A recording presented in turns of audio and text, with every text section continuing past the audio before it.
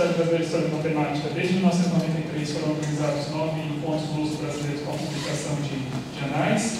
E desde 2013, com a Real Sociedade de Matemática Espanhola, organizaram 4 encontros ibéricos de História da Matemática.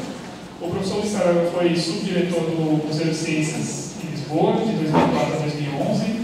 De 2004 a 2012 foi membro do Comitê Executivo da Comissão Internacional para a História da Matemática e é membro titular da Academia Internacional de História das Ciências desde 2019 e membro correspondente da Academia das Ciências de Lisboa desde 2023. Bom, então é muita honra que recebo o professor Luiz Saraiva para falar um pouco sobre a história da matemática, a necessidade de multidisciplinaridade como confiança da matemática e da história.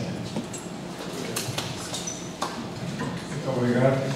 É sempre um imenso prazer para mim estar aqui em Rio Claro. Aliás, o professor Sérgio Nobre morava aqui, eu vim e estava 15 dias, pelo menos, aqui a viver em Rio Claro. Eu morava perto da universidade, portanto eu ia e voltava cá todos os dias para aqui. E alguns dos artigos que eu escrevi foram feitos aqui, se vocês podem ver.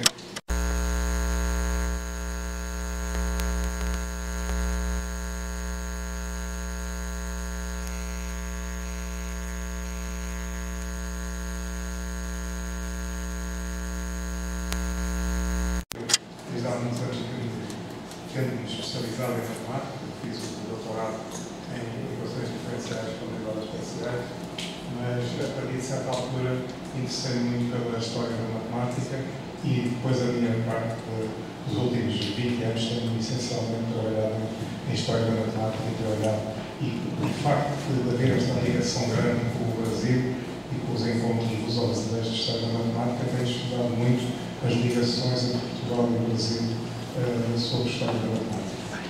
Portanto, o tema da minha palestra hoje é um pouco para nós vermos a especificidade da história da matemática, que é realmente uma área em que é obrigatório haver uma confluência entre matemática e história. Não basta nem uma nem outra e ficamos, às vezes, com ideias erradas e chegamos a conclusões erradas se não tivermos ainda uma atenção a estas duas áreas. E eu ia começar a fazer uma pequena e rápida, natural, retrospectiva do que tem sido o que foi feito em história da matemática desde os tempos gregos. E, portanto, eu ia começar aqui os primeiros textos da história da matemática. Tenho de referir a publicação, enfim, a aparição, se pode falar em publicação, a aparição dos elementos de Euclides, cerca de 300 anos antes de Cristo. Os elementos de Euclides aparecem como uma obra definitiva.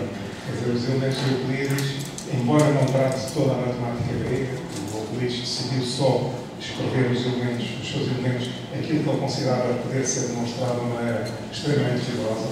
Portanto, certas partes, como as cónicas e tudo o que envolvesse outras coisas que não aquilo que eu vou falar, os axiomas, postulados e portanto, as definições que ele descobriu. Mas aquilo foi considerado como uma obra definitiva. O que é que aconteceu?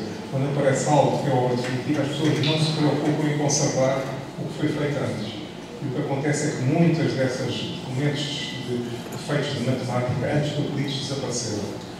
E hoje não há traço dele. Simplesmente os gregos sempre tiveram uma tradição grande que era dos comentadores. Eram pessoas que escreviam sobre os textos matemáticos. Portanto, tinham os textos matemáticos, escreviam, punham as suas observações e graças a essas obras nós conhecemos a matemática antes de Euclides. Talvez o mais importante antes é o próprio do século V depois de Cristo, portanto já estão a ver a distância, cerca de 800 anos depois da publicação dos elementos, que escreve um comentário ao livro 1 dos elementos de Euclides e ele aí vai utilizar uma obra que também hoje já não existe, mas que ele consultou na altura, que era uma obra do Eudemo de Roche, em que ele escreveu uma história da geometria, portanto, geometria antes de Euclides.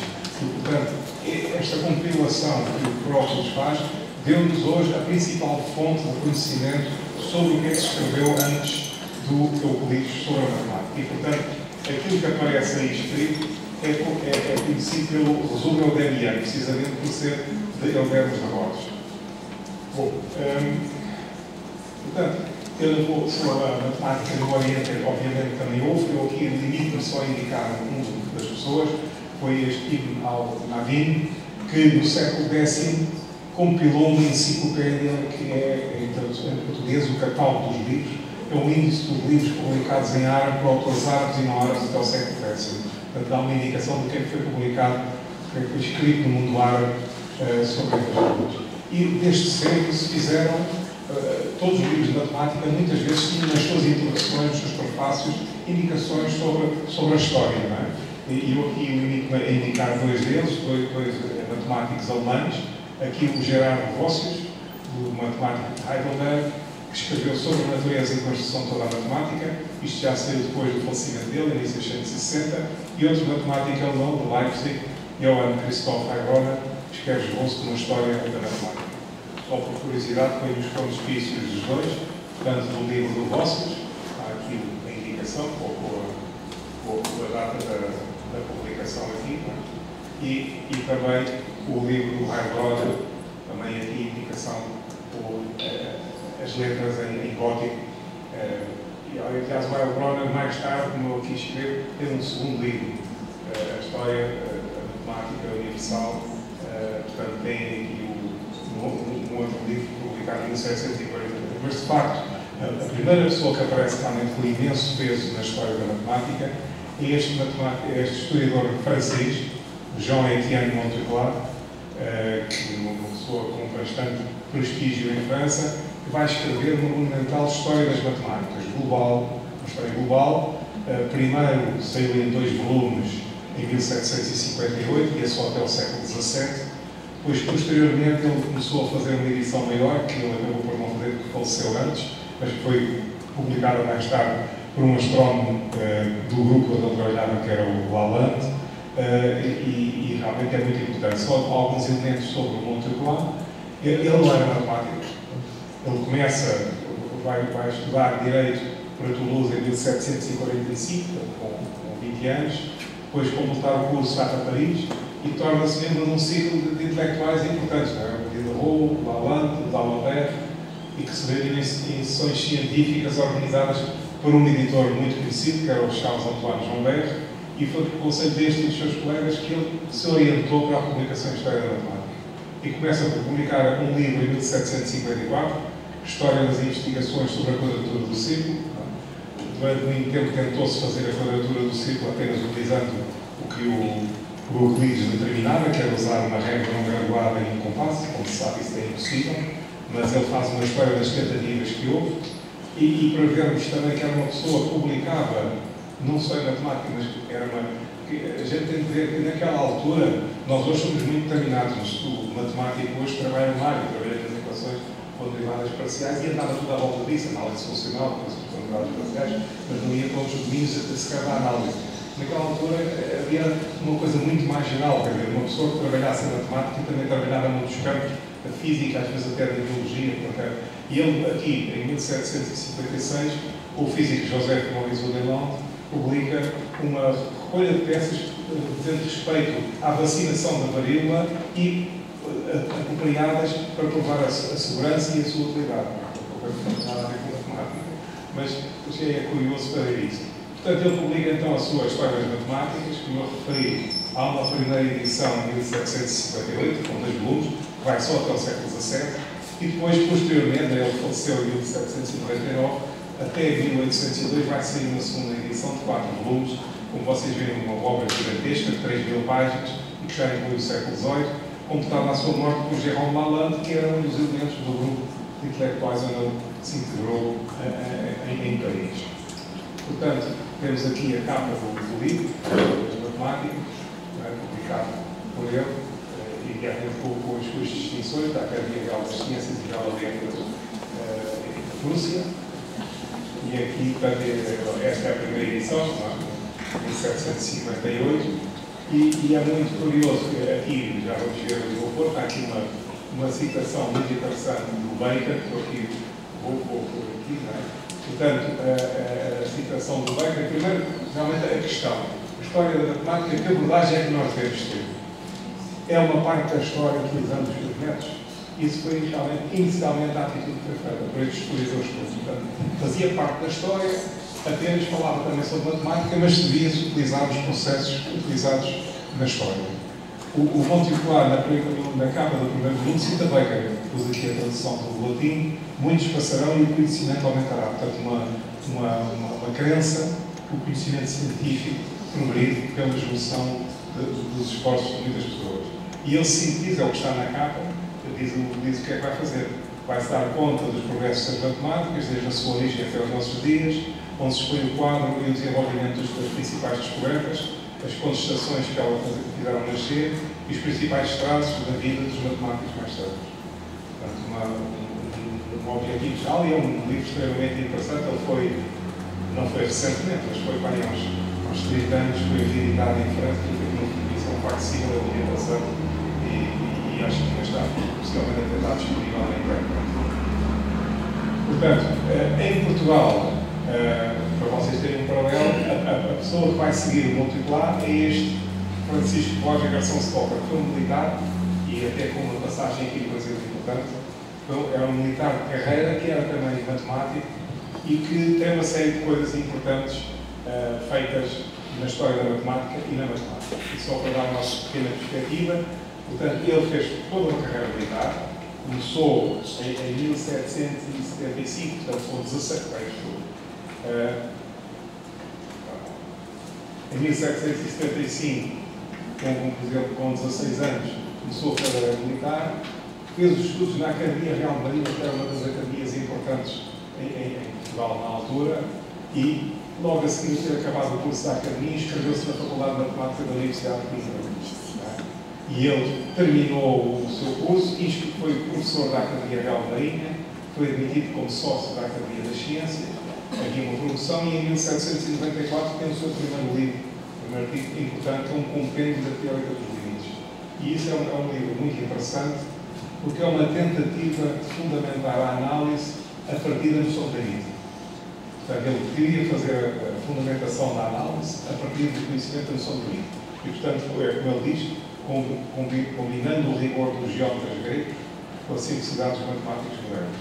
E realmente, enquanto o João D'Alembert, na Enciclopédia Metódica, que é uma das obras importantes desta época, escreveu que a teoria dos limites é a base da verdadeira metafísica do cálculo diferencial. Portanto, o cálculo diferencial deve-se fazer a partir da teoria dos limites. E foi isso que o Stocker tentou fazer as linhas de concreto.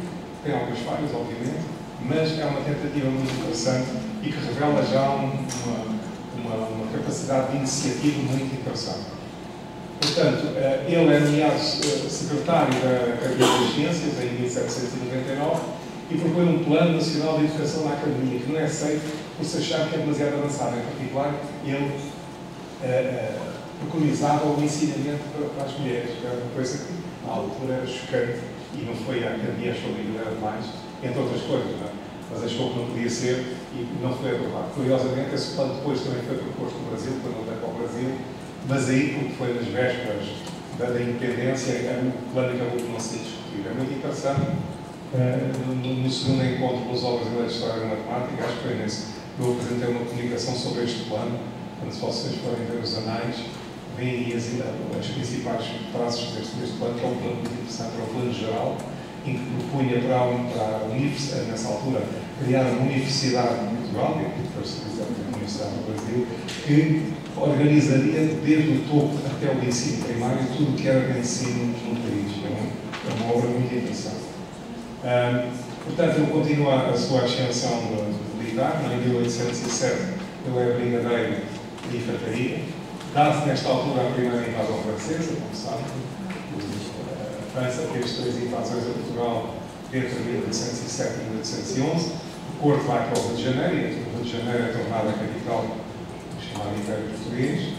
E simplesmente ele, como era secretário da Academia, foi ele que recebeu o Junot. O Junot era o comandante das tropas francesas, mas era também um intelectual. E ele, sendo secretário da Academia, recebeu o Junot e ele foi tornado pela Academia um sócio honorário da Academia. Isto nunca foi bem visto. É preciso ver que, na altura, os franceses, e principalmente a França de Napoleão, era vista um pouco como um libertador intelectual da Europa.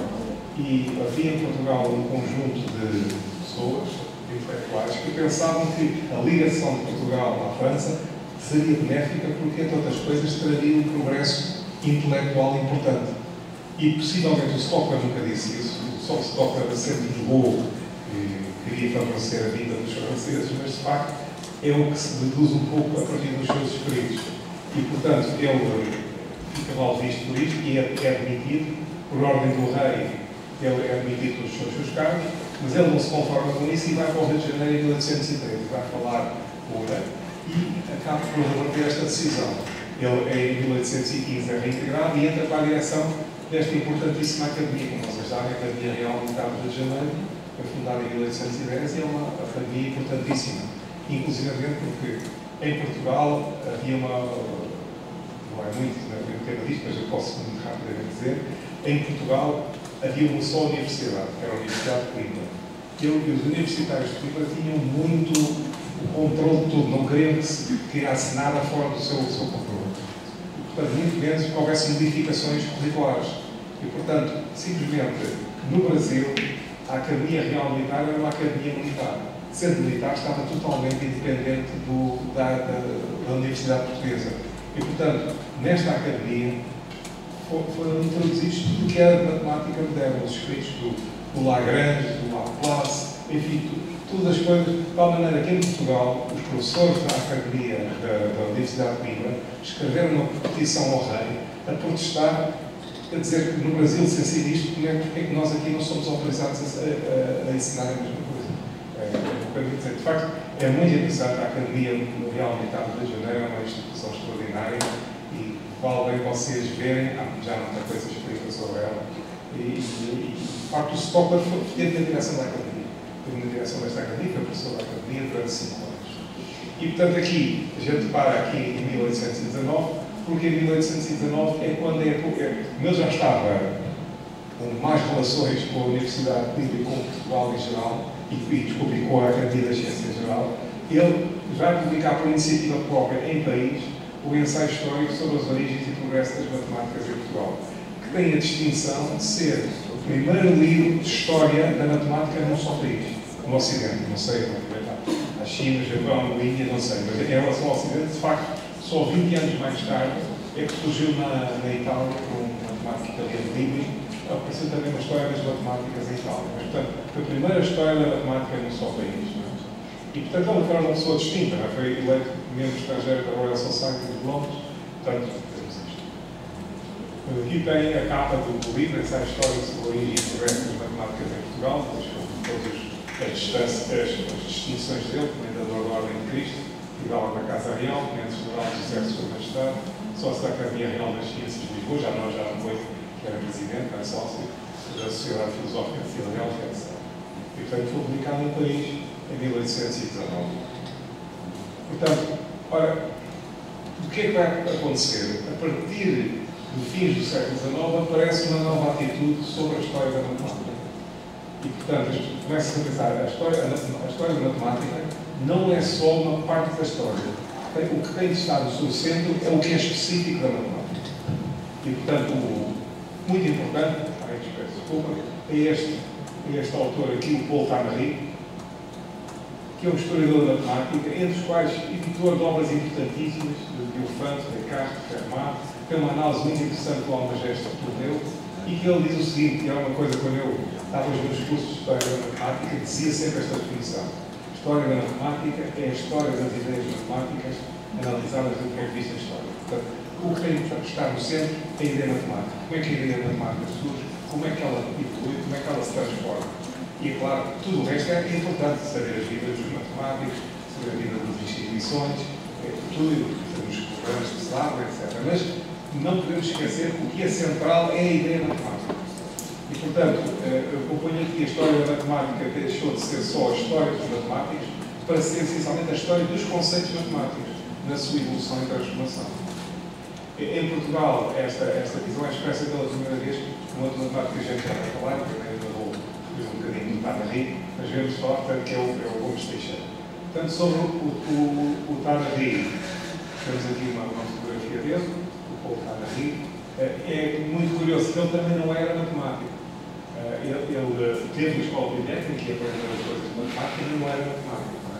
Portanto, ele em 1860, portanto, com 17 anos, completou o ensino secundário do Liceu de Caen, entrou depois para a École Polytechnique de Paris, que é uma escola de elite, frequentou aulas de matemática, tecnologia, ciências e estudos clássicos, termina o curso em 63 da École Polytechnique e entra na École d'Application de Tabac, onde ele depois vai fazer a sua vida prática. Portanto, ele vai ser inspetor da produção dos tabacos, da divulgação das redes, de venda de tabaco, etc. Mas o seu irmão, o Jules Tannery, era matemático. E ele, por influência do irmão, interessou-se pela matemática e começou a trabalhar sobre história da matemática. Em particular, em 1877, ele está em Le Havre, que é um porto francês do Atlântico, e vai-se dar como importante historiador da matemática. Ele faz viagens ao estrangeiro e cria amizades com vários historiadores. Este Johann Ludwig Hager é um historiador dinamarquês extremamente importante, porque foi ele que descobriu um dos manuscritos do Arquimedes, onde ele explica como é que fazia as demonstrações. Também tem uma história muito interessante, no princípio do século XX, e do século XIX, do século XX, descobriu isso. Depois houve outro historiador muito importante, o Zeuter, o historiador alemão muito importante, o Moritz Cantor. Portanto, ele conviveu com esta gente toda, que eram, digamos, os mais importantes historiadores da sua época, e além disso, como eu disse, foi editor. Editou as obras de Fermat, em 3 grupos, por Charles Herré, que era um editor de livros, do Violfante, do Descartes, 12 volumes. Portanto, uma pessoa importante. E aqui tem um dos livros importantes que ele escreveu para a história da ciência helénica, de Tales em Tertulos, de 1887. Portanto, é um livro português, uma obra importante, que ainda hoje é citado para o estudo da matemática. E agora chegamos ao Francisco Gomes Teixeira, que é muito importante para Portugal, porque principalmente ele foi um grande matemático, não matemático, digamos, esqueci de dizer não matemático, mas um grande matemático do fim do século XIX e princípio do século XX. E tem uma obra bastante importante, e já não vimos aqui no não vale a pena agora estar já a ter, temos aqui já nos quadros a seguir. Portanto, ele começa por ser estudante da Faculdade de Matemática da Universidade de Coimbra. No ano a seguir a fazer, os doutorados não são como agora, não? Os doutorados eram uma coisa muito mais simples. Ele acaba o curso em 74 e em 75 faz o doutorado, que hoje aqui é impossível, mas a gente sabe, leva 3, 4 anos para fazer o doutorado. Mas, portanto, a integração das equações derivadas espaciais de segunda ordem. Logo no ano a seguir fica professor substituto da Faculdade de Matemática e em 1877 há uma coisa importantíssima. Ele funda o primeiro jornal internacional de matemática português, o Jornal de Ciências Matemáticas e Astronómicas. Até então, os matemáticos portugueses publicavam só em português e publicavam em publicações da Academia e outras, mas eram só nacionais e escritas em português, não tinham divulgação nenhuma no estrangeiro. E o Gomes Teixeira percebeu que isso não bastava. Há um caso, vale a pena aqui referir, de um matemático português muito bom, que era o Daniel da Silva, que chegou a resultados importantes, mas como não foi divulgado, passados 20 e tal anos de ele ter obtido esses resultados, um outro matemático francês, independentemente, nada de plágio, independentemente dele, chegou aos mesmos resultados e os resultados chegaram no nome desse matemático. Portanto, o Gomes Teixeira percebeu que se não houvesse um jornal internacional para a divulgação da matemática portuguesa, poderia voltar a acontecer este tipo de acontecimentos. Portanto, ele criou isto e, mais do que isso, a maioria dos matemáticos portugueses passou a escrever em francês, que na altura era a linguagem internacional, hoje é o inglês, não é? Naquela altura, a linguagem científica internacional era o francês. E, portanto, e além disso, ele trouxe muitos matemáticos importantes, como Charles Hermite, a publicar no Jornal de Ciências Matemáticas e Astronómicas. Portanto, é muito importante por isso. E além disso, ele era uma pessoa muito importante nos congressos. Em Portugal está publicado só o livro das correspondências que ele tem com todos os matemáticos conhecidos da época, o Pitágoras, toda uma série de gente importante com o qual ele se correspondia regularmente.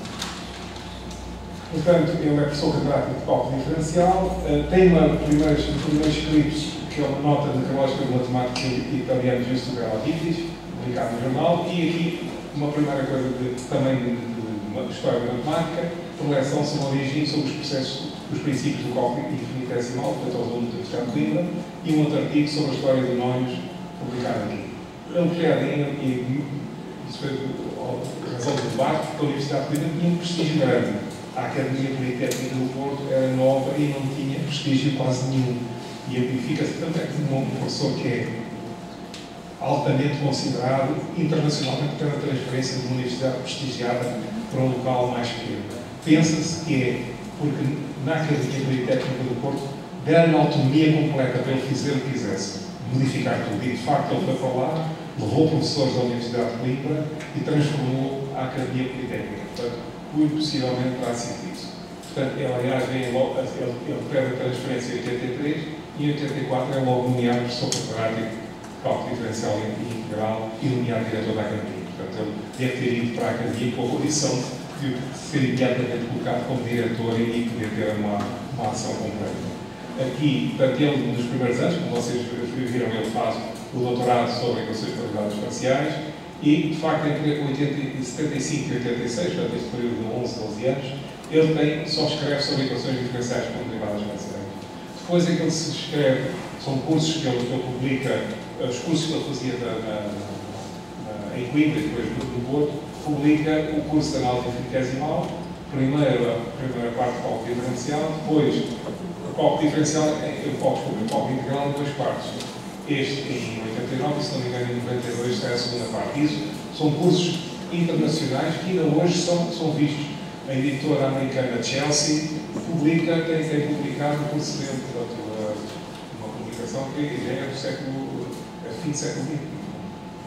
E, portanto, ele escreve também a primeira vez num jornal internacional, aqui, Biblioteca Matemática, tem um artigo sobre os escritos de História das Matemáticas publicados em Portugal, que, visto a posterior, é um artigo que ele não se dá conta de tudo que havia de importante, mas é uma das primeiras escritos dele. E depois continua, portanto, como eu disse, publica em 92 o curso de análise infinitesimal e depois tem uma série de prémios internacionais. Em 95, a Academia Real das Ciências de Madrid reconhece uma memória sobre o desenvolvimento das funções em série, que é outra área onde ele trabalhou muito.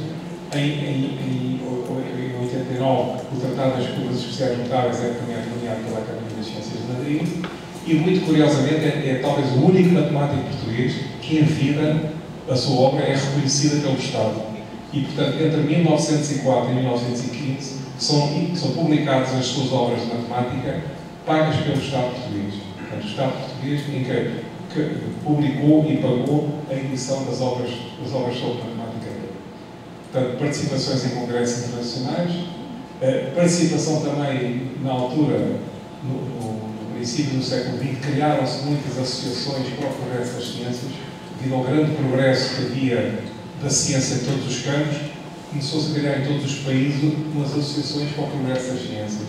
E o Gomes Teixeira participou, mestre da Associação Espanhola, e pensou logo que se devia fazer o mesmo para Portugal. E, portanto, em 1917 é criada a Associação Portuguesa para o Progresso das Ciências, em que ele é o seu primeiro presidente, e no Congresso de Bilbao ele vai participar, é da Associação Espanhola, e exprime o desejo de haver congressos conjuntos das duas associações. E, de facto, a partir de 21 passa a haver isso. Ao Congresso das Associações Portuguesa e Espanhola para o Progresso das Ciências, que vão sendo alternadamente em Portugal e em Espanha. Em 21 foi em Portugal, no Porto, e depois vão continuar, como vocês veem aqui, alternadamente, Salamanca em Espanha, depois em Coimbra em Portugal, Cádiz em Espanha, Barcelona e Espanha também, e Lisboa em 32. Eu só pus este porque ele vai falecer em 33 e continuaram depois do falecimento dele. E, portanto, em 34 sai posteriormente, ele faleceu em 33, portanto, sai posteriormente o livro que ele escreveu da História das Matemáticas em Portugal, que ele basicamente escreveu o texto todo, estava a rever o texto, e o que nós sabemos, que ele inclusive tem lá escrito, que fazia atenções de escrever umas notas, que eram notas de informação de temas matemáticos, apenas esclarecimentos matemáticos de certas fontes. Isso ele não fez e já se procurou entre o que ele deixou de rascunhos e não se encontrou nada, portanto, isso não há. De qualquer maneira, aqui temos, como eu escrevo, um modo moderno de pensar a história da matemática. A ideia matemática passa a estar no seu centro, considerada no seu evoluir histórico. Portanto, aqui é a capa do livro livro da História das Matemáticas em Portugal, publicado, portanto, em 34 pela Academia das Ciências. Portanto, isto é digamos, uma coisa muito geral, há muitíssimas, como vocês devem calcular, para dar uma ideia da história da matemática. E eu agora ia, portanto, direito ao tema central da nossa palestra, e, portanto, para vermos a importância que há de haver interseção entre a matemática e a história para se analisar a história da matemática. E, portanto, eu aqui ponho, análise histórica implica integrarmos na época que estudamos e pensar com os conceitos então vigentes. E dois exemplos muito claros que se vê os erros que se cometem quando não se faz isso.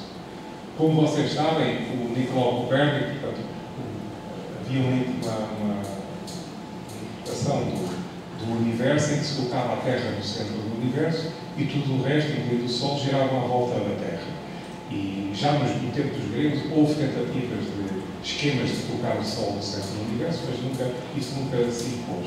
E, de facto, com o Copérnico, é a primeira vez que há, de facto, um impacto grande, porque, na altura, aumentou a precisão dos instrumentos de medida e, cada vez mais, o sistema, que era o sistema ptolomaico que punha o Sol no centro, não comunicava. As pessoas faziam medições na base daquele esquema e não dava certo. E o esquema ptolomaico foi-se complicando, agora aqui não vamos entrar, mas nos sistemas que punham para dar o movimento de um astro, punham a composição de vários ciclos, uns em cima dos outros, para aquilo poder dar certo. E, portanto, a certa altura percebeu-se que este esquema não está certo, está tão complicado que é impossível que esteja certo. E, portanto, começou a ver-se, de facto, a interpretação do Copérnico é que estaria correta. A Igreja não aceitou isso, porque se vocês forem ver a interpretação que é dada clássica do Ptolomaica, correspondia um bocado à interpretação cristã do universo. E, portanto, eles ao princípio não aceitaram. Agora, reparem, nesta altura, não havia a princípio de Newton, não havia a lei da gravitação universal. Portanto, as pessoas viam planetas gigantes, se estão a linear, alguma coisa os suporta. Portanto, não havia a lei da gravitação universal, não havia atração, não havia nada disso. Portanto, o que é que eles pensaram? Há umas esferas gigantescas, que eram os órbes celestes, onde os planetas estão incrustados, essas esferas gigantescas é que rodam e que levam os planetas todos atrás. E foi isso que o Copérnico disse. Isto de revolucionar os órgãos celestes quer dizer sobre as revoluções das orbes celestes. Portanto, essas orbes celestes é que andavam à volta e levavam os planetas. Ora, o tradutor alemão, isto é feito na nossa época, já sabia que não há orbes nenhumas. Portanto, os planetas rodam sobre si próprios, mas não há nenhumas esferas que suportam isso. E, portanto, ele foi traduzir isto da maneira que vocês veem que aqui o nome em alemão significa sobre os movimentos circulares dos corpos celestes. Portanto, ele pôs uma tradução que não é a tradução do que ele escreveu aqui. E, portanto, estava, no fundo, a atraiçoar o pensamento do Copérnico, porque omitia que o Copérnico pensava que havia orbes, que havia essas esferas transparentes, como os planetas estavam em Portugal. Isso foi em que ano, professor? Desculpa, essa tradução foi bem depois. Foi bem depois. Eu acho que isto é do século XIX, não tenho certeza. Agora tenho depois aqui para o quanto é que era, não é do século XIX. Portanto, um outro exemplo, aqui, na tradução inglesa do livro do Galileu, diálogos relativos a duas novas ciências, e as ciências que ele fala é relativa à resistência de materiais e ao movimento dos corpos, o tradutor em inglês foi isto. Há na natureza, não há na natureza talvez nada mais antigo que o movimento, sobre o qual os livros que foram escritos pelos filósofos não são nem poucos nem pequenos. Contudo, eu descobri, por experimentação, algumas propriedades que vale a pena conhecer e que não foram até hoje observadas ou demonstradas. Ora, eu sublinhei aquilo por experimentação, porque o que está escrito em latim não tem nada disto. Simplesmente, a pessoa hoje não consegue que se demonstre umas coisas sobre o movimento e não faça a mesma experiência, seja só a pensar como é que é. Portanto, aqui, esta tradução punha o Galileu como experimentador, como fazendo trabalhos práticos, mas ele de facto não fazia nada disso. Portanto, temos aqui o caminho e o tradutor não concebe uma demonstração destas sem experimentação. Portanto, é mais um erro que resulta de a pessoa não trabalhar com os conceitos que havia na época. Portanto, hoje, realmente, uma coisa dessas, de problemas mecânicos, em princípio, tem de ser uma experimentação que comprove aquilo que nós estamos a fazer, mas não naquela época. Bom, ia passar por um outro tema que é sobre a matemática grega e a utilização dos conceitos da matemática grega. Portanto, a ciência grega não considerava outras qualidades senão as qualidades físicas. Na astronomia, o universo estava contido numa esfera para além da qual não havia nada. Portanto, aquilo era limitado. Havia uma esfera, dentro estavam os planetas e não havia nada para além. E na matemática a mesma coisa, não há infinitos na matemática. E, portanto, as formulações deles são sempre feitas omitindo infinitos, nada sem referência a infinitos. Temos aqui, no Aristóteles, ele distingue entre o infinito potencial e o infinito atual. E para ele só o primeiro é que existe, que é o infinito potencial. Por exemplo, os números naturais são o infinito potencial, no sentido em que, se nós temos um conjunto de números naturais, podemos sempre juntar mais um. E depois mais outro, mas nunca há um infinito, daquilo nunca se junta pelas maneiras de ter o infinito. O infinito atual não existe. Existe o infinito potencial, que é no sentido que a gente pode sempre acrescentar mais um momento. Não é? E, portanto, isto foi transposto também para os resultados geométricos. Por exemplo, eu falo aqui para provar que os números primos constituem um conjunto infinito. O que é que o Euclides diz? Ele diz que números primos são mais numerosos que qualquer quantidade de números primos. Portanto, não há qualquer menção do infinito. Vamos ver como é que ele faz a demonstração. Portanto, ele vai considerar três quantidades. Está claro, vou provar que existe uma quarta. Portanto, vou considerar três números primos, A, B e C, e vou provar que existe uma quarta quantidade diferente deles. E, portanto, se prova isto, prova que qualquer quantidade de números há sempre mais um. Não é? E, portanto, ele vai representá-los de uma maneira geométrica, que não é particularmente importante, mas que ele faz. Não é? Portanto, ou seja, A, B e C números primos. E, portanto, na afirmação, afirmamos que há mais números primos que A, B e C. E ele representa três segmentos, A, B e C. E, portanto, começa a considerar o que é o D. Portanto, números primos, sabem que é o número é visível pela unidade do que ele próprio. Não é? Portanto, seja D é o menor número que é visível para A, B e C. Tem aqui D é o menor número que é visível para A, B e C. E vai somar uma unidade. E, portanto, este novo número, que só tem somando ou EF ou D, ou é primo, e se é primo, obtivemos um novo número primo, ou não é primo. Mas se não é primo, significa que é divisível por um número primo. Portanto, há um número G que divide esse. E, portanto, temos mais duas hipóteses. Ou G é um dos números iniciais, ou não é. Se não é, obtivemos mais um número primo diferente dos outros três. Mas se for um dos elementos iniciais, significa que ele divide o DF e divide o DE. Ora, se ele divide o DF e divide o DE, divide a sua diferença. Mas isso é absurdo porque o DF menos o DE é uma unidade, não há nenhum nível de unidade. Portanto, é obrigatório que o G seja diferente da A, B e C e assim obtivemos um novo número primo. Portanto, quando faz isto, nunca referimos o infinito e a demonstração nunca se refere ao infinito. Até aqui a demonstração é, dado o conjunto de números, obter mais um que seja diferente deles. Portanto, os elementos de Euclides apareceu como uma obra muito diferente das que era usual aparecer na matemática grega, porque é uma obra totalmente estruturada em que se baseia num conjunto de axiomas, postulados e definições. Portanto, as axiomas ou noções comuns são coisas aceitas como verdadeiras e que se aplicam não só à geometria, mas a outros campos. Por exemplo, coisas iguais a uma terceira são iguais entre si, adicionando quantidades iguais a quantidades iguais ou termos quantidades iguais, toda a grande parte. São coisas que são válidas de todos os domínios. Enquanto que os postulados já não são demonstrados, são aceitos como verdadeiros e, ao contrário dos axiomas, são só específicos da geometria. E, como eu escrevo aqui, a aceitação resulta que as suas consequências são plausíveis, porque não está demonstrado que são verdadeiras.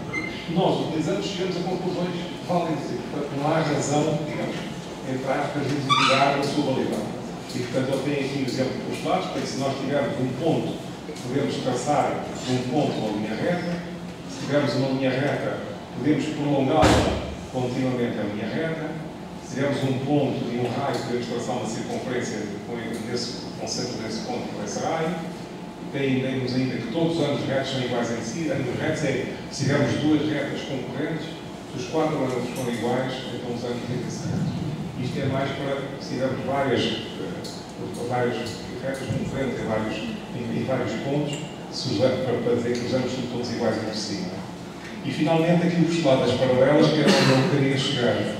O postulado das paralelas, eu não sei como é que vocês o deram quando aprenderam isso. Eu aprendi isso desta maneira: por um ponto exterior uma reta, só é possível traçar uma paralela. Mas é claro, isto nunca poderia ser a formulação dos gregos. Porque é uma paralela? Uma paralela a uma reta que nunca encontra. E se nunca encontra, significa que a tende a prolongar até o infinito, mesmo assim não encontra. Portanto, eles não podiam usar o conceito de paralelo numa formulação destas. E, portanto, vão fazer isto de outra maneira. Nós vamos ver como é que eles fazem isto. Fazem uma coisa equivalente a esta, mas sem falar em paralelismo. Reparem como aqui o enunciado está assim. Se uma reta que é esta, F, intercepta outras duas, que é o CD e o AB, e os ângulos interiores do mesmo lado são mais pequenos que dois ângulos retos, que são estes dois, portanto, se os ângulos do mesmo lado são mais pequenos que dois ângulos retos, então prolongando desse lado as retas, elas encontram-se. Portanto, reparem isto, não se fala nada em paralelismo. O que é que acontece? Se a soma dos ângulos deste lado for inferior das retas, elas encontram-se deste lado. Se não for, se for maior, significa que do outro lado são mais pequenos e estão prolongando do outro lado e encontram-se. Qual é o único caso que isto não fala? É precisamente quando a soma dos dois ângulos é igual a das retas e precisamente corresponde ao caso das paralelas. Portanto, isto está formulado de maneira a omitir o único caso que eles não queriam falar, que é o caso das retas serem paralelas. Portanto, fica por exclusão de partes que o único caso em que elas possivelmente podem não se encontrar é quando a soma dos dois ângulos retos deste lado, dos dois ângulos interiores deste lado, é igual a das retas. Portanto, vai, como nós sabemos hoje, da fala paralela.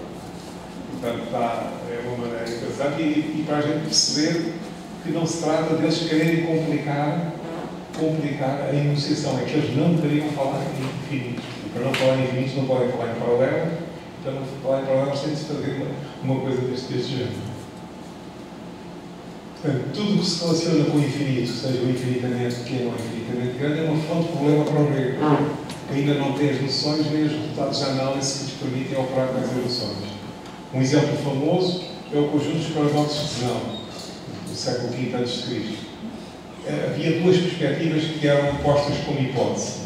Uma era a perspectiva continuista, que era tudo é infinitamente visível. Portanto, eu tendo um número, tendo uma matéria, tendo um espaço inteiro, eu posso sempre seccionar isso cada vez mais em porções cada vez mais pequenas. E eu, opostamente a isto, a perspectiva atomista. Não, eu posso partir, mas só até certa altura. A certa altura não posso partir mais. Portanto, como eu digo aqui, há elementos mínimos indivisíveis em tudo. Ora, o que é que acontece? O Zenão, com qualquer destas duas perspectivas, chega a paradoxos. Vamos ver um primeiro, que é muito conhecido, o paradoxo daquilo e a tartaruga, em que ele vai utilizar a perspectiva continuista. Portanto, que tudo se pode ser infinitamente visível. E, portanto, o que ele diz, assim, em termos simplificados, é Aquiles faz uma corrida com a tartaruga e dá-lhe uma certa distância de avanço. O raciocínio de Zenão é, quando Aquiles chega ao local onde estava a tartaruga, ela já saiu dele. Por muito pouco que se tinha distanciado, já lá não está. E assim sucessivamente, sempre que Aquiles chega ao local onde estava a tartaruga, ela já não tinha deixado. E, portanto, sendo assim, Aquiles pode ficar muito perto da tartaruga, mas nunca apanha. O raciocínio parecia certo, mas a conclusão era evidentemente absurda. Não é? Portanto, vamos ver como é que se pode distinçar isto. Ora, vejamos onde é que está o erro. Os gregos não pensavam que uma soma infinita de tempos podia ser finita. Não conheciam o conceito de limite nem de série. Ora, o procedimento às séries é muito tardio. Como está aqui o estudo da conferência das séries, foi bem feito pela primeira vez pelo matemático português José Anastácio da Cunha, um livro que saiu postumamente em 1790, distanciado séculos e séculos dos gregos. Ora, vejamos uma explicação. Vamos fazer isso com os números simples para ser fácil. Não é? Como suponhamos que a distância entre Aquiles e a tartaruga é uma unidade, pode ser 1 metro, 1 quilómetro, o que a gente quiser. E suponhamos ainda, para facilitar, não é? Sendo generosos para a tartaruga, que o Aquiles só tem uma velocidade dupla da tartaruga. Ora, suponhamos que, portanto, Está uma distância 1, não é?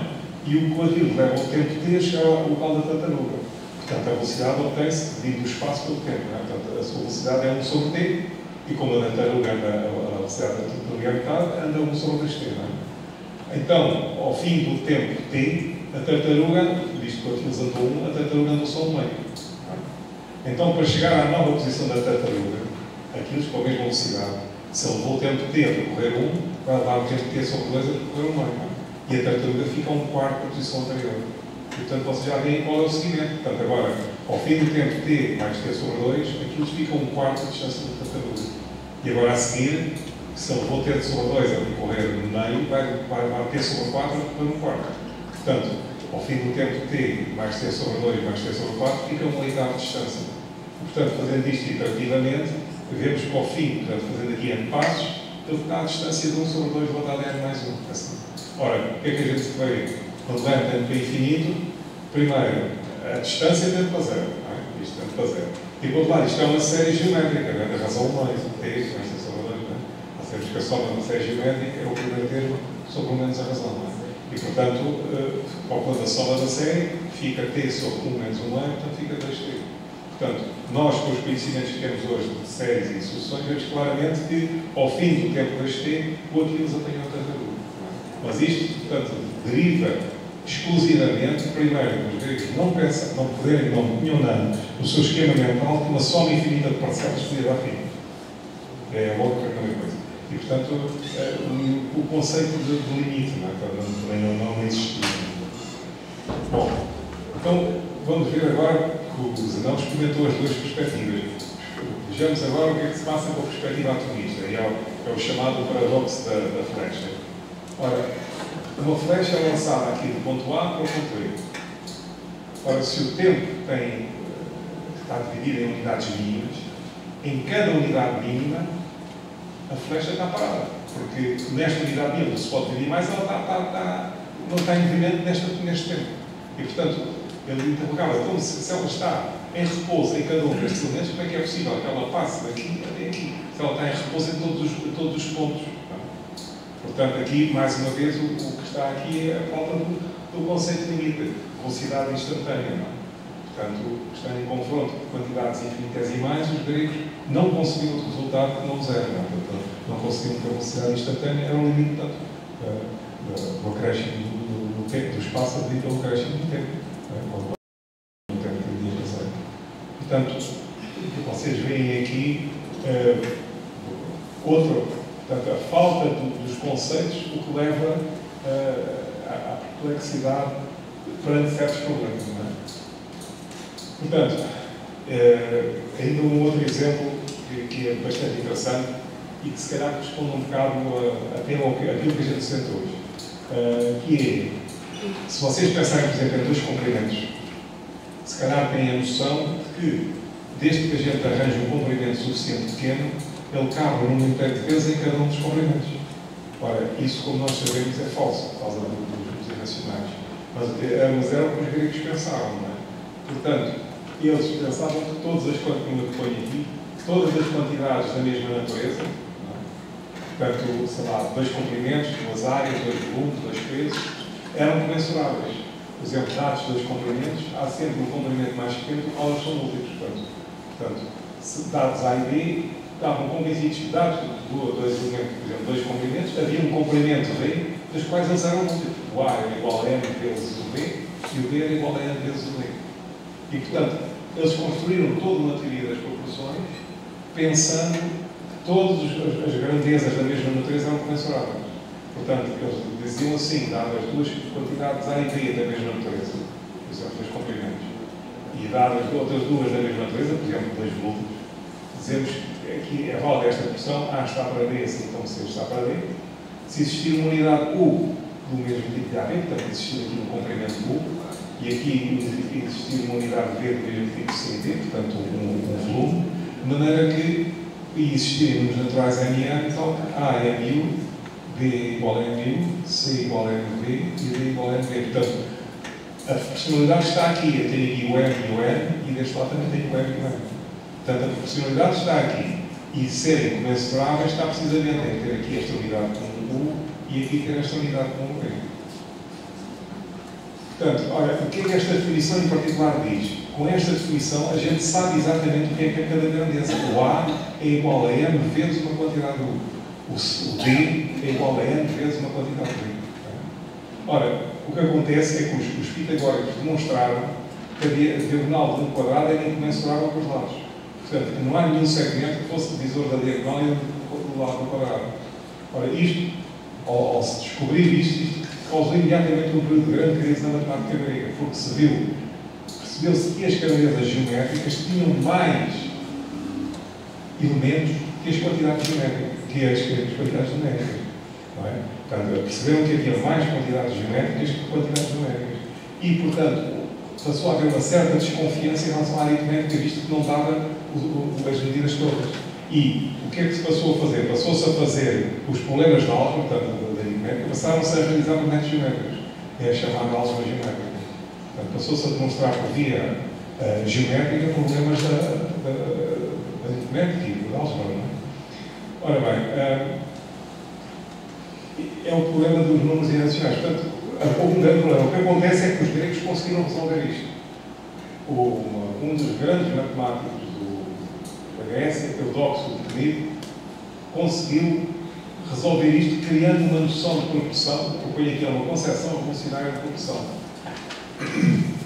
É porque, enquanto na outra concepção de proporção a gente sabia exatamente o que é que era cada uma das grandezas, o A é igual a M vezes U, o B é igual a M vezes U, etc. Aqui não. Aqui a proporcionalidade diz-se que duas grandezas A e B são proporcionais a outras duas grandezas C e D se comportarem da mesma maneira. Não se diz o que é que são. Reparem o que é que ele põe. Portanto, eu ponho aqui, não se pretende saber o que cada quantidade é, mas sim como se relaciona com as outras. Portanto, a definição, acho que inicialmente nos parece complicada, porque a gente não está habituado a este tipo de raciocínio, mas vocês vão ver que tem sentido e acaba por ser relativamente simples. Não é? A definição do Eudoxo é o seguinte: portanto, tem duas grandezas da mesma natureza e outras duas C e D também do mesmo tipo. Então dizemos que esta proporção é assim se acontecer o seguinte: quaisquer que sejam os números naturais M e N, se o MA for maior que o MB, também o MC é maior que o MB. Se o MA for igual a MB, também o MC é igual a MB. E se MA menor que MB, então o MC também é maior que MB. Portanto, reparem, não se diz nada sobre o que é que eles são. O que se diz é que o A e o B comportam-se entre si exatamente da mesma maneira que o C e D. Portanto, se eu arranjar um múltiplo de A maior que o múltiplo de D, então eu tenho a certeza que os mesmos múltiplos C e D também verificam esta desigualdade. Se o MA for igual a MB, também o MC é igual a MB. Portanto, é uma coisa muito interessante, porque é uma coisa que eu acho que é revolucionário no sentido em que não se pede para saber o que é que são as quantidades. O que interessa é que elas se comportem da mesma natureza. Portanto, comportam-se em relação a outras da mesma modo. Portanto, e uma coisa que eu já agora mostro, que é relativamente fácil, porque vocês podem dizer, então, as outras que eram proporcionais continuam a ser proporcionais e continuam. É uma generalização de facto que se verifica. Repare, se nós pensarmos que o A e B são comensuráveis, não é? Portanto, existem unidades U da mesma natureza de A e B e V da mesma natureza de C e D, e os números que verificam isto, vamos ver que verifica também a definição no sentido do Eudoxo. E, portanto, o que a gente vai fazer é considerar um múltiplo de A maior que o múltiplo de B. E vamos ver que em C e D se verifica a mesma coisa. O múltiplo de A igual ao múltiplo de B. E ver que aqui se verifica a mesma coisa. Portanto, vou só ver só um, não é? Porque os outros são iguais. Portanto, vamos considerar dois números arbitrários P e Q. E vamos supor que PA é maior que PQ. E vamos ver facilmente que o PC também é maior que QD. Né? Portanto, é só uma questão da associatividade. Né? Se o PA é igual a QD, o A é o MU, o B é o portanto, P é MU, portanto fica PM vezes U, o QB é Q vezes MU, que é QMU. Portanto, desta desigualdade, este e este, tiramos que o PM é maior que o QM. E, portanto, se o PM é maior que o QM, também multiplicados por B continuam maiores, e, portanto, verifica-se isto. Né?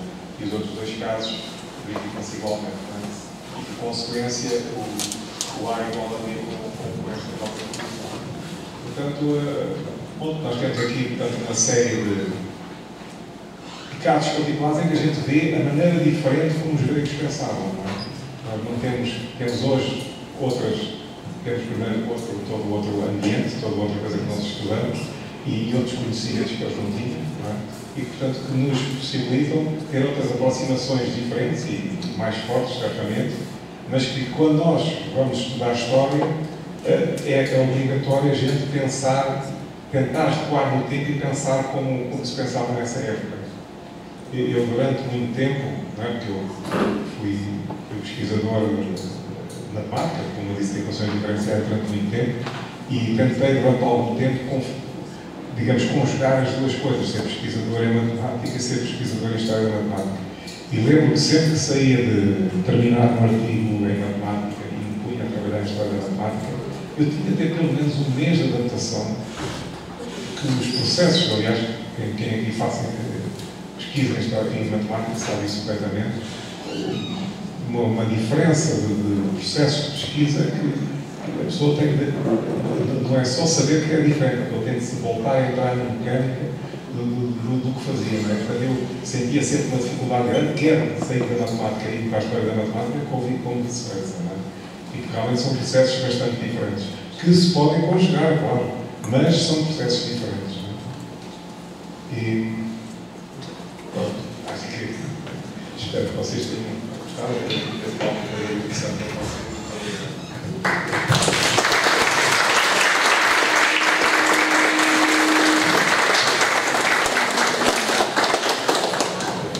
Bom, a gente passa para o momento de perguntas.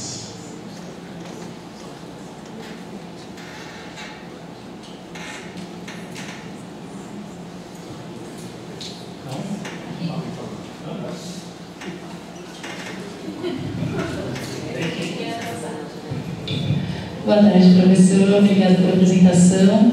Em um ponto do seminário, o senhor comenta que ali no início do século XX, né, houve uma mudança de forma de pensar a história da matemática, em que se passa a trabalhar menos com a história dos matemáticos, né, e mais com a história das ideias da matemática.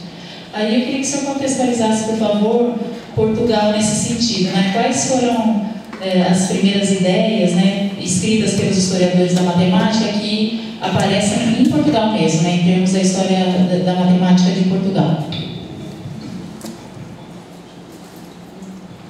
Nesta época do fim do século XIX, principalmente no princípio do século XX, nós temos vários historiadores que trabalham, matemáticos, que trabalham a história da matemática. Aqui mencionei o Francisco Gomes Teixeira, e há mais dois que são importantes, que é o Rodolfo Guimarães e o Pedro José da Cunha. E, de facto, o Gomes Teixeira é, de facto, o único que, talvez um bocadinho o Rodolfo Guimarães, mas principalmente o Gomes Teixeira, é o único que, de facto, se a gente for ver a história dele, ele tenta ver como é que, por exemplo, aparece a noção de limite, como é que aparece a noção de série. Os outros, principalmente o Rodolfo Guimarães, tem coisas interessantes, mas continua a ser um pouco a história antiga, quer dizer, não tem valor, não é? Mas é a história antiga de ver quando é que, o que é que ele escreveu, quando é que aparecem esses livros, quando é que aparecem. Mas ver mesmo a história dos conceitos matemáticos é o Gomes Teixeira. O Gomes Teixeira é também um caso interessante, porque é o único matemático que se vê que tem a intenção de ser também historiador. Ele vai, este livro da história da matemática em Portugal, que sai postumamente, ele, durante grande parte da sua vida, vai fazendo matemática e escrevendo sobre a história da matemática. Enquanto que os outros dois, a história da matemática aparece-lhes como quase uma encomenda. Quer dizer, por exemplo, o Pedro José da Cunha havia um encontro em Sevilha, em 1929, e ele é encomendado, ele nunca tinha escrito sobre história, é encomendado a apresentar para a Exposição Internacional de Sevilha um documento sobre o que é que os portugueses tinham feito em história. O Rodolfo Guimarães é um bocadinho diferente, mas também não era historiador de intenção. Mas o Rodolfo Guimarães tem a principal qualidade do Rodolfo Guimarães é que ele escreveu até escreveu em francês, Histoire de mathématiques com Portugal. E esse livro tem a grande coisa que sai com um apêndice gigante de quase 400 páginas, com o levantamento de tudo que ele encontrou sobre história da matemática publicado por portugueses.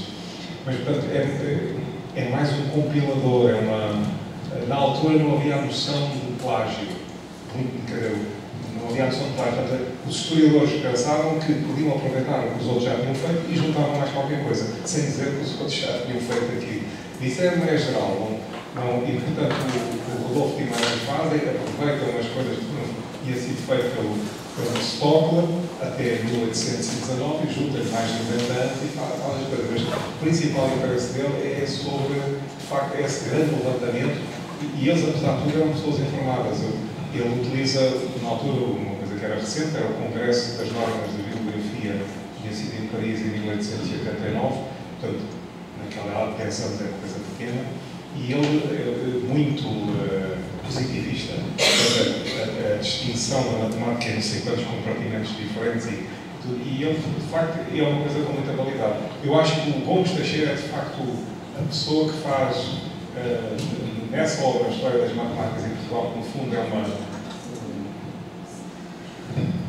súmula de toda a investigação que ele fez, que ele foi publicando parcialmente, mas ali é que se vê claramente que ele tem uma visão global de dar a história da evolução das ideias matemáticas. Portanto, eu diria que, certamente, nessa publicação de 1933, ou 34, mas, portanto, nessa altura é que aparece. Portanto, não, a influência eventualmente, do Poltanari e de outras não é sentida, não é? Portanto, o Gomes Teixeira, como era uma pessoa que ia, ao contrário dos matemáticos que estava sempre em contato em congressos internacionais e tem uma extensa troca de correspondência com os principais matemáticos europeus dessa época, possivelmente foi alertado, por acaso podia procurar, não procurei, só tem cartas trocadas com o Poltanari, mas uma boa coisa para eu ver quando voltar para Portugal.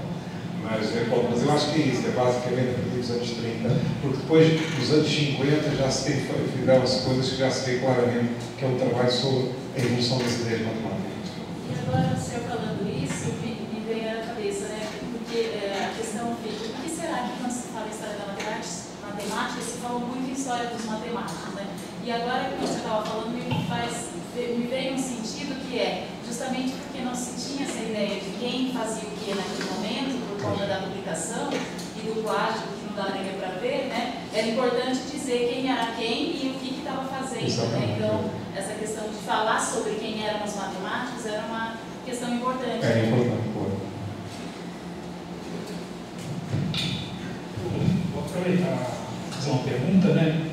O senhor menciona na sua fala que o senhor fez pesquisa em matemática e também pesquisa em história, né? E fala um pouco desse dilema. Agora, como passar da pesquisa para o ensino, né? Porque o senhor também atuou como professor durante muito tempo. Que impactos essa pesquisa em história e a pesquisa em matemática juntamente deram nas suas aulas, por exemplo, nas aulas de análise? Não sei, só... Eu tive uma experiência muito positiva, porque os alunos, aqui não sei como é que é no Brasil, mas em Portugal há sempre uma grande resistência quando nós damos a teoria das séries, é sempre um quebra-cabeças para os alunos. E o que eu passei a fazer nas minhas aulas e que me pareceu que deu bastante resultado era, antes, dar uma introdução histórica e mostrar que grandes matemáticos fizeram erros que nós hoje reprovaríamos um aluno se fizesse erros daqueles. E eles, ao verem que o Euler e outras pessoas, eles que sabem que são em matemáticos muito importantes, fizeram erros, é claro que são erros históricos, eu também não tive a desenvolver isso muito. Eu acho que no ensino da matemática, primeiro, é muito importante o professor. Se um aluno tem um mau professor de matemática, ou a pessoa gosta muito de matemática, ou eu acho que ter um mau professor convence o aluno que ou não tem inteligência para a matemática, ou que a matemática é uma coisa totalmente maçadora e que está ali a perder tempo. Portanto, enquanto, por exemplo, se vocês foram um aluno de História, por pior que seja o professor, a pessoa sabe que a História é diferente daquilo que está ali a dizer. E, portanto, não liga a isso. A matemática é muito importante, principalmente nos primeiros anos. Na universidade, eu acho que eu felizmente tive sorte com os meus professores, mas tenho a certeza que se apanhasse um mau professor nos últimos anos, eu sabia distinguir entre o mau professor que tinha e a matéria que estava a trabalhar. Mas quando se é mais novo, é um problema grande. Portanto, eu acho que em todas as disciplinas é importante o contacto do professor com o aluno e a influência que o professor possa ter no aluno. Mas na matemática, eu acho que é fulcral o professor saber dar aula. Se não sabe, afeta os alunos, estão mal com ele.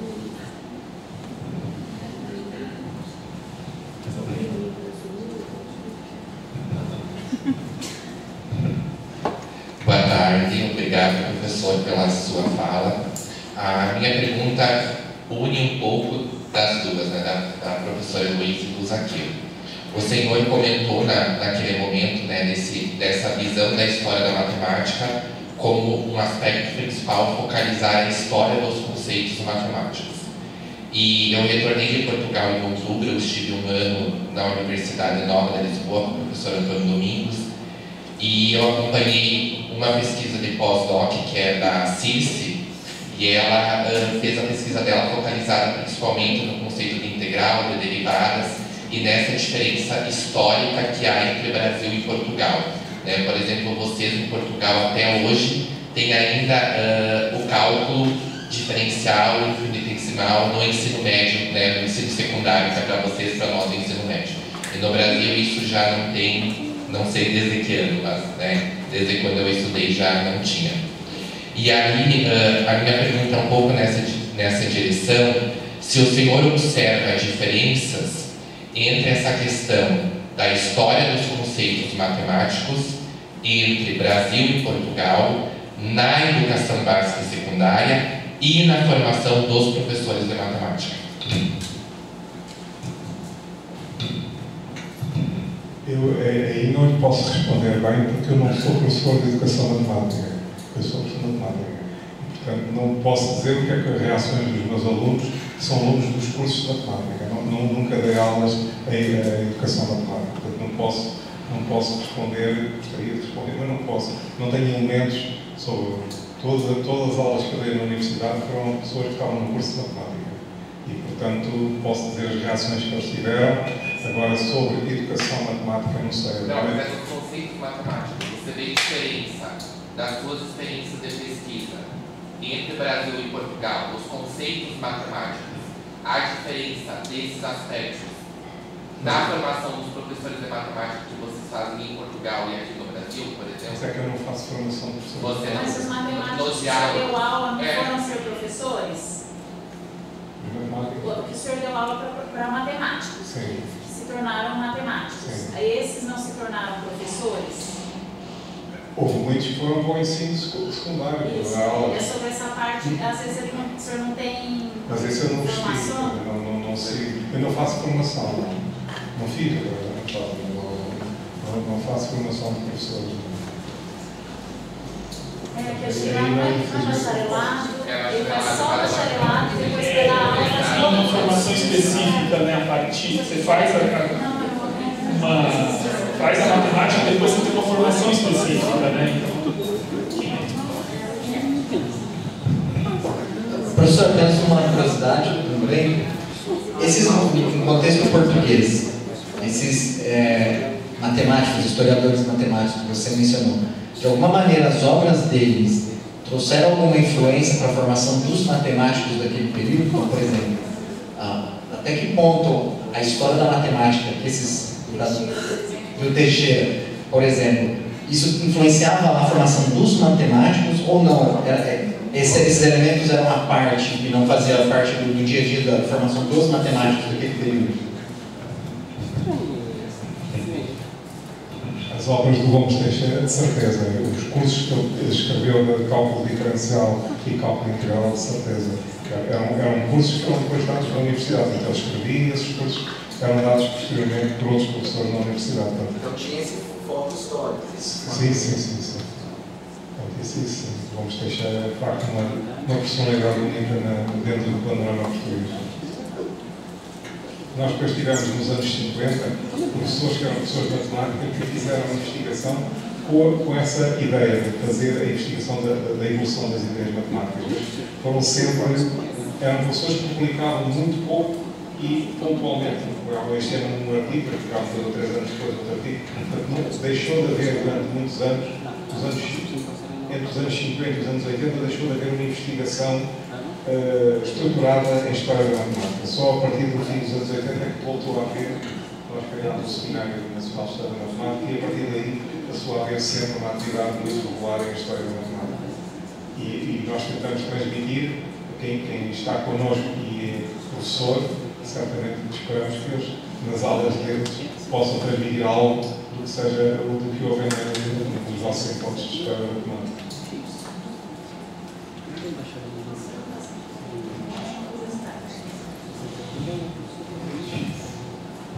Mais uma curiosidade, professor. E acho que foi século XVIII que o senhor comentou que teve uma obra que discutia uma matemática também voltada, não sei, para as mulheres, alguma coisa assim. E aí eu fiquei curiosa de perguntar para o senhor se, em que momento aparece a matemática, uma mulher matemática em Portugal, né, que ela fica reconhecida como uma mulher matemática, e uma pesquisadora em história da matemática. Se tem nessa história recente, século XX para frente, historiadoras da matemática. Agora, certamente que existem vários historiadores da matemática em Portugal.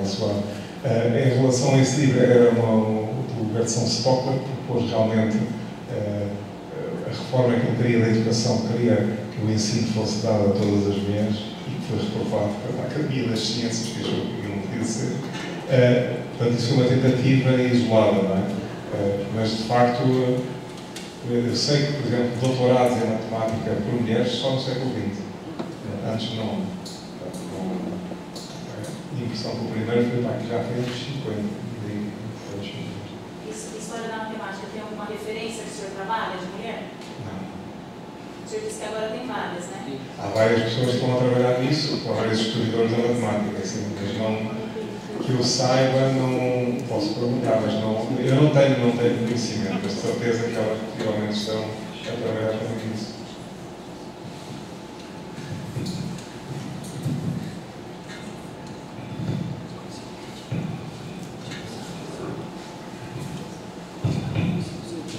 Eu queria fazer uma pergunta, porque você disse que quando trabalhava com matemática e fazia história de matemática, você deixava a matemática para trabalhar em história, você levava um mês para se adaptar e estudar.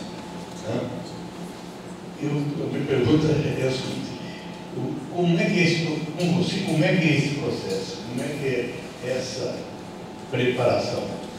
Eu entendo bem o tempo que a gente leva realmente para isso, mas me parece que é algo pessoal, que ninguém discute isso, né?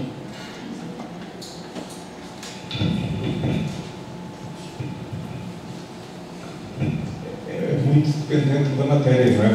Eu, quando estava a trabalhar com equações conjugadas parciais, estava a trabalhar com um conjunto de conceitos abstratos que se conjugavam e, portanto, só me tinha de preocupar como é que aquilo se organizava entre eles e como é que funcionalmente podia fazer, não é?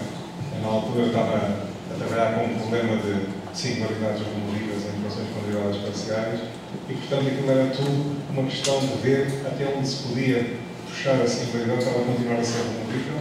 E era diferente, enquanto que nos histórias a gente tem que ter em atenção a época que está a haver, portanto, tem de haver um estudo, digamos, nas equações conjugadas parciais, apesar de ser, a meu ver, até mais difícil do que a história da matemática, estamos concentrados numa área muito mais pequena. Portanto, eu só tinha trabalhado, tinha de saber os meus conceitos de análise funcional e do que se tinha feito em equações conjugadas parciais para aquelas equações que estava a trabalhar. Enquanto que na história da matemática a gente tem de saber a história geral, tem de saber há todo um universo que é preciso tocar, que não existe, portanto, a dificuldade extra que se encontra nas equações com derivadas parciais e, enfim, calculando um tema científico de matemática, não aparece aqui, mas aparece, pelo contrário, aparece toda uma área muito mais vasta em que nós nos temos de meter primeiro na maneira como era pensada a época e depois ver, articular as várias conexões que existiam nessa área. Portanto, há uma, digamos, em matemática pura, digamos, está tudo concentrado, embora uma densidade de concentração muito grande. No outro, a densidade é mais pequena, mas é uma vastidão de conhecimentos que precisa de aplicar mais. Basicamente, eu acho que é isso. Eu sentia essa dificuldade porque, em vez de estar a pensar que isso acabou por aqui, para ser problemas muito peculiares, ali não, ali tinha de ver como é que isto é pensado, que influências é que há, que escolas é que há, o que é que esta pessoa fez, enfim, toda uma série de influências que não tem que entrar em conta na demanda. Igual trabalhar a educação matemática. É muito mais difícil trabalhar a educação matemática por isso também. É difícil pensar, porque a gente tem que ir para outras áreas. Eu queria aproveitar essa coisa da dificuldade das áreas e te fazer uma pergunta ainda ligada à história da matemática, né, mas agora ligado à dificuldade com as fontes, né, que quando o senhor passava a trabalhar com fontes históricas, né, quais eram esses desafios, né, que o senhor enfrentava? Claro que há a dificuldade dos materiais originais, não é? A pessoa poder ir às bibliotecas e encontrar os livros, porque muitas vezes, agora pesquisas na internet, às vezes não se consegue ver os livros originais. Não é? Portanto, digamos que há todo. Eu lembro quando eu fiz um artigo sobre as publicações de matemática da Academia das Ciências, em que eu passava dias e dias na Academia das Ciências a ver os livros que lá tinham e tinha mesmo de estar lá que não havia no local, não é? Por exemplo, ao contrário, eu aqui não citei, mas alguém estiver interessado em ver o Jornal de Ciências Matemáticas e Astronómicas de Gomes Teixeira, ele está completamente digitalizado e de acesso livre na Faculdade de Ciências do Porto.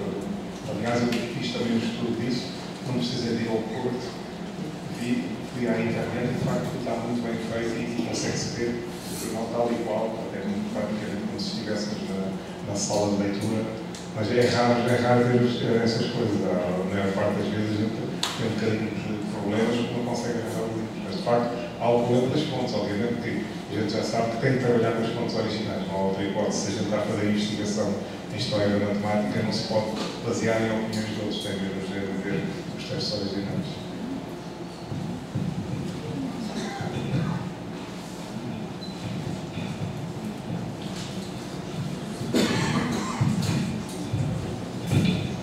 Oi, Sandra. É bom revê-lo.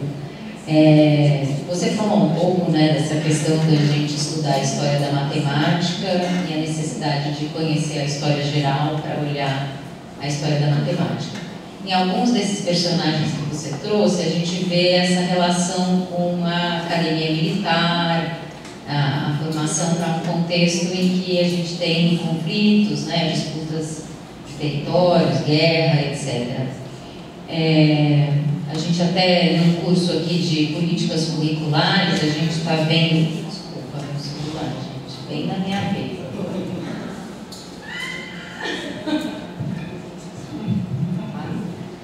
E a gente até vê um personagem que é Conde de Linhares, que vem para o Brasil e traz uma influência para o currículo brasileiro, já no século XX. Uma marca dessa trajetória das escolas de uma formação militar. Né?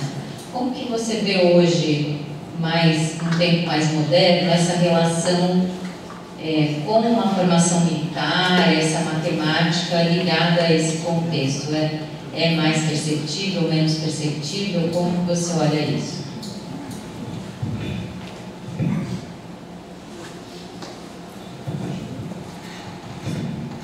Os militares em Portugal foram extremamente importantes no século XIX.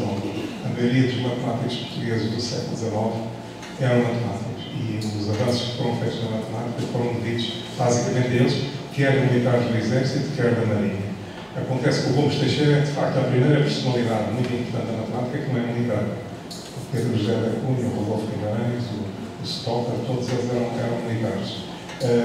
E, portanto, a partir do Gomes Teixeira perdeu-se essa influência dos militares que deixou de haver militares matemáticos para haver mais militares engenheiros e portanto, digamos que no século XX deixou praticamente de haver influência dos militares portugueses na matemática. Mas, de facto, no século XIX, basicamente, aliás, quando se cria uma história interessante, que quando se fez a reforma da Universidade de Coimbra, a ideia da reforma da Universidade de Coimbra era trazer as inovações da Europa para Portugal, porque a Universidade de Coimbra não tinha a reforma da Universidade de Coimbra era de 1772.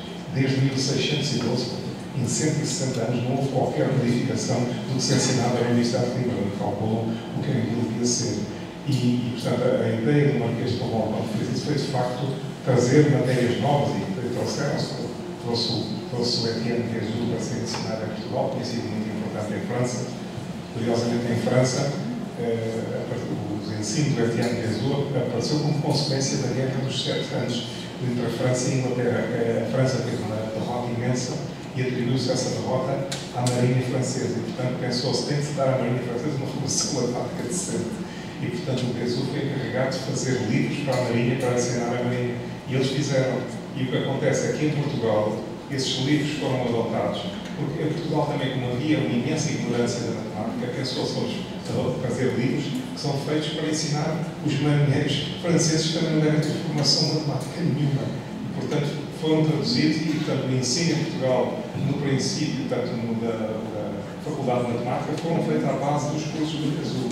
E a ideia foi, os alunos daí formados foram para as escolas da Marinha. Portanto, finalmente os formados com as novas ideias foram dar aulas para a Academia Real de Marinha, para a Academia Real de Marinha. Portanto, foi depois é complicada a história, porque houve uma contra-reforma que acabou com essa liberdade que havia o Marquês de Pombal, mas nas escolas militares, porque precisamente porque só eram inteiras da Universidade de Coimbra, essa matemática continua a ser ensinada. Portanto, e foi uma tradição que se manteve ao longo de todo o século XIX, de facto da importância dos militares portugueses na matemática.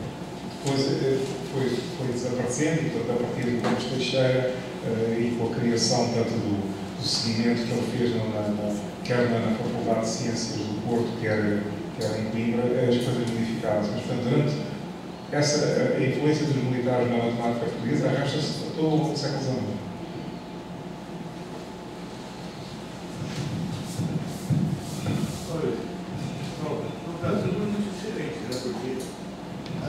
Tinha as escolas militares que eram curso superior e que formavam os engenheiros militares. Aliás, os portugueses introduziram isso no Brasil. Né? Então, durante muito tempo, todo mundo que trabalhava com matemática era em escolas militares. Depois, com o aparecimento da Politécnica do Rio de Janeiro, aqui começa a mudar um pouco esse quadro. Né?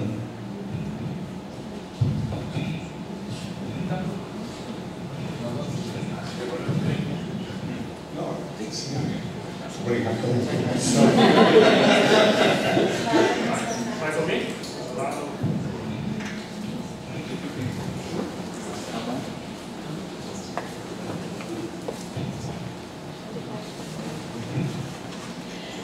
No início, o senhor comentou um pouco sobre Euclides e como por muito tempo ele foi considerado um dos principais, assim, um dos primeiros pensadores na matemática. Não sei se foi isso que o senhor comentou, mas acho que eu entendi isso. E também comentou sobre um autor árabe que fala também sobre algumas ideias mais ou menos no mesmo período. Eu queria saber se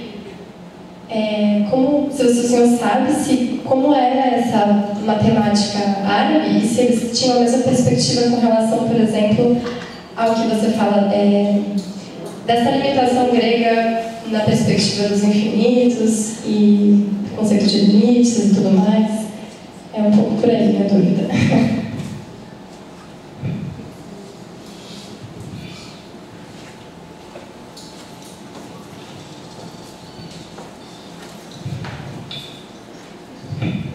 Eu citei esse árabe apenas como uma medida de referência, que eu não demoro algum, sou especialista na matemática, mas contudo há uma coisa importante que eu posso já dizer.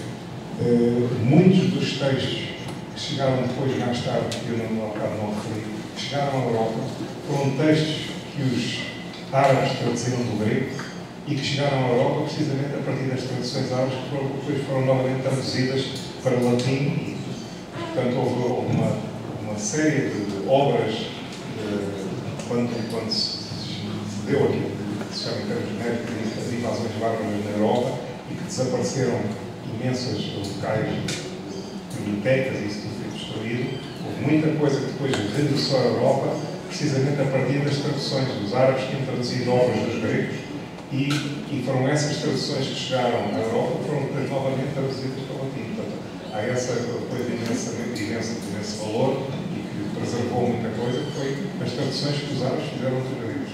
Agora, o resto, eu não sei, eu citei aqui só para dar a ideia de que a história não é só da Europa Ocidental, quer dizer, portanto, é todo nós e tudo isso, em particular é como está no sul. Bom, acho que a gente pode fechar, né? O professor Luiz Saraiva. O professor Luiz, sempre que vai a um evento, ele gosta de registrar, né, isso em fotos, então ele está complicado, vocês são muitos. Mas ele vai querer, né, que a gente tire uma foto com ele, né, ele guarda isso para o arquivo pessoal dele. Então é isso, gente. Eu fiz nada de graças a Deus.